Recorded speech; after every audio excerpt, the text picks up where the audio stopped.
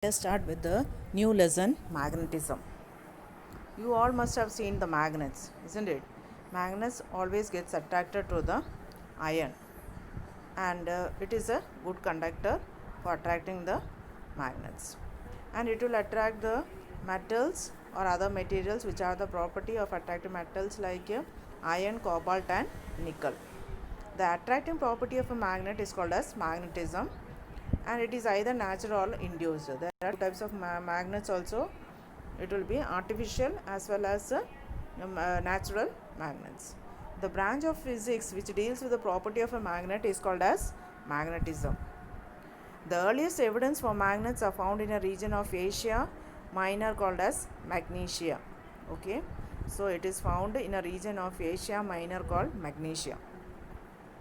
It is believed that the Chinese had known the property of magnet even before 200 BC. They used a magnetic compass for navigation in 1200 AD. Navigation means for a traveling purpose through sea. They used the magnets to find the direction, in which direction they are traveling. After the discovery of magnets, the world proposed into new direction. Today, magnets play an important role in our lives. Magnets are used in refrigerators, computers, car engines, elevators, and many other devices. So, in these all things, the magnets are used. Now, next comes the classification of magnets. Magnets are classified into two. They are natural magnets and artificial magnets. Magnets are found in the nature are called as natural, which is appearing are found in the nature are called as natural magnets, and they are permanent magnets, that is they will never lose their magnetic power. These magnets are found in different places on the earth of the sandy deposits. Lodestones called as magnetite, which is the ore of the iron, is the strongest natural magnet. So magnetite, the strongest ore of the iron, is the natural magnet. Mineral like pyrophotite, iron sulfide, ferrite and columbite are also natural magnets. So these are the other examples of natural magnets.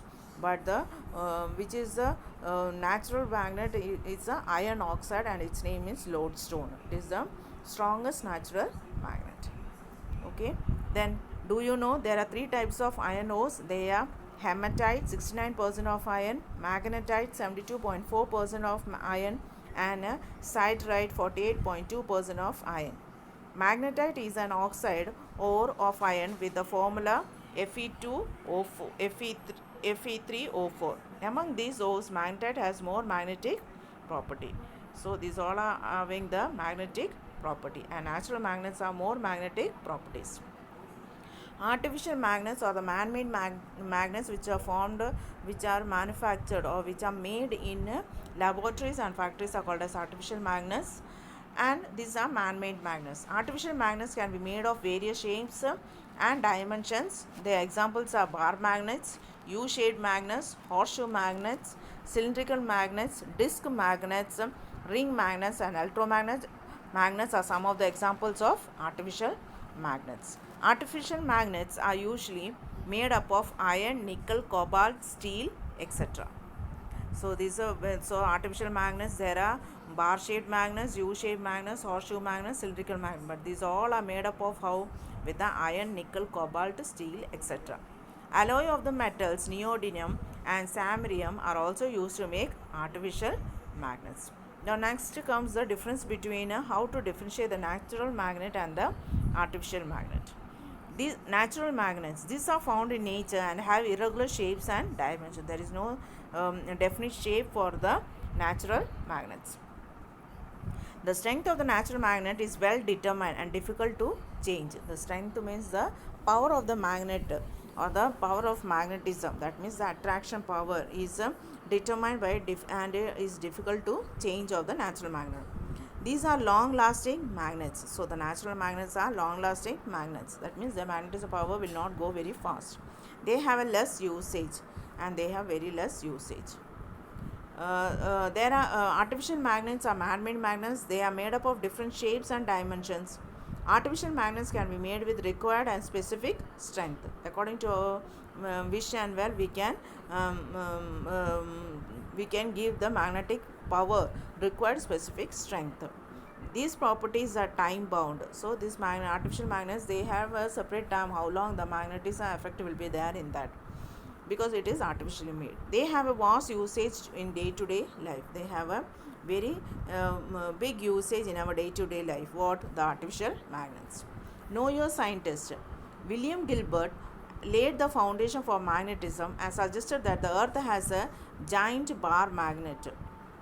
William Gilbert was born on 24th May 1544. He was the first man who performed the systematic research on the properties of lodestone, which is a natural magnet, and published his findings in the influential De Magneti, the book. He published his research work in magnet. Now, what are the magnetic properties? The properties of a magnet can be explained under the following headings: the attractive property of the magnet, the reflective property, and the directive property. So, the main three properties of magnets are attractive property, reflective property, and directive property. The first comes the attractive property. A magnet always attracts materials like iron, cobalt, and nickel. These are all metals, so always it attracts iron, cobalt, and nickel. To understand the attractive property of magnet, let us do an experiment. For that, they have shown one experiment. Activity 1. Take some iron fillings in a paper and place a magnet near them. Do you see the iron fillings being attracted towards the magnet? Why? Because of the magnets always attract the metals. You can observe that here the iron fillings are attracted near the ends of the magnet, so that are called as the poles of the magnet. These are called as the poles of the magnet. This shows the attractive property of a magnet is more at the pole. So when the magnet is a horseshoe magnet or bar magnet, whatever is the magnet, near to the poles, the attractive power will be more for the magnets. And next, one pole is called as the north pole, and the pole which is called the other end is called as the south pole. Magnet poles always exist in pairs. What happens when a bar magnet is broken into two pieces? Each broken piece behaves like a separate bar magnet. When a magnet is split vertically, the length of the magnet is altered and each piece acts as a magnet. When a magnet is split horizontally, the length of the new pieces of magnet remains unaltered and there is no change in the polarity. In both cases, the strength of the magnet is reduced. So, if it is broken also, the full length, each take its own property of attraction, that both will be having the north and the south pole. Now, regular property. Take a bar magnet and suspend it from a support. Hold another bar magnet in your hand. Bring the north pole to this magnet. Close the north pole to the suspended magnet. What do you see? The north pole of the suspended magnet will move away. Why? Because two north poles will not attract, it will repel. So, the north pole and the south pole comes only, it will attract. Okay. The activity explains that another property of magnet is that like poles repel, that means north and south are called as the like poles, repel each other, that is the north pole repels another north pole and the south pole repels the another south pole. So how they will attract? If a north pole comes towards the south pole only, it will attract. Two north poles and two south poles always will repel, and they are called as the like poles. One is north and the other is south, it is called as unlike poles. If you bring the south pole of the magnet close to the north pole of the suspended magnet, you can see that the south pole of the suspended magnet is immediately attracted. Thus, we can conclude that unlike poles of a magnet attract each other, that is the north pole and the south pole of a magnet attract each other. So, unlike poles are north and south, and like poles are north and south. So, unlike poles always attract. Again, they are explaining with an activity. Suspend a bar magnet from a rigid support using a thread. Ensure there are no magnetic substance placed near it. Gently disturb the suspended magnet. Wait for a moment. Let it oscillate. In a short time, it will come to rest. So, which direction it will be showing? Always the magnet will come to rest in the north-south direction. Repeat the procedure a number of times. You will observe that the magnet is oriented in the same direction, because always the magnet will be get suspended. It will always show the north-south direction. This experiment shows that freely suspended bar magnet always aligns itself in the geographic north-south direction. The property of a magnet by which it aligns itself along the geographic north-south direction when it is freely suspended is known as directive property. So, this property of magnet is called as directive, because if we keep a suspended bar magnet in a through a thread, it will always be coming to the rest in the north south direction, and that property of magnet is called as directive property. Okay, now next is the magnetic field. Magnetic field. Now magnetic field means in which where the iron fillings are getting attracted too much. Spread some iron fillings collected from the sand uniformly on a sheet of white paper placed on a table. Place a bar magnet below the white sheet.